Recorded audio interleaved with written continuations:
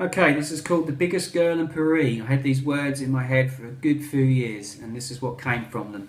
I have over 150 odd, 160 poems, so if you're interested, we'll keep going. I was at a cafe with the biggest girl in Paris sat on my knee, and she said, "Will you marry me?" This is not right, so I struggled and fought, but I couldn't get free. My leg was numb from the weight of a bum, and with one almighty push and a gigantic whoosh I was free. She fell backwards and tables and chairs scattered, but she was up and after me. What had I done to deserve a girl with such a big tum? So I started to run. But for a big girl she was surprisingly quick, even though her legs were short and thick. And she caught me almost instantly.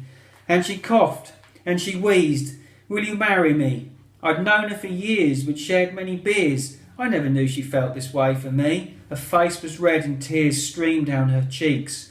I knew then I had lost the race. The biggest girl in Paris wanted me, and who was I to argue with the best as I looked down at her heaving breasts?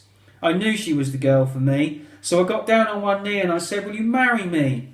Paris lit up with the smile on her face as I stood up for an embrace, and she enveloped me into her folds of flesh, and I felt fresh and relaxed like I was at sea. This girl was going to marry me, but she pushed me away and turned on her heel. What was I supposed to feel? Was it a dream? Was it real?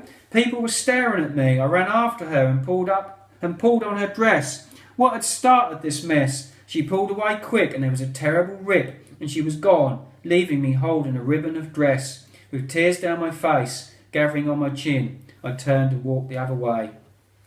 Years have passed now, and I never saw her again. I hold the ribbon and I hold my pain. Slim girls will never be the same. So when I'm out in the evening, I'm always looking for a large girl to save the day. I've never seen a girl that I can dig. They're not that big. Why did I let the largest girl in Paris get away from me? And how I long for her folds of flesh to engulf me and never let me free. I could stay trapped for weeks and explore her country and sail her waves. They say Jesus saves and sets you free, not like the largest girl in Paris, whose heart I held but for a moment, but she holds mine forever, right next to her breasts. That's why large girls for me are always the best. My girl who covered north, east, south and west, all at the same time. The largest girl in Paris will never be mine.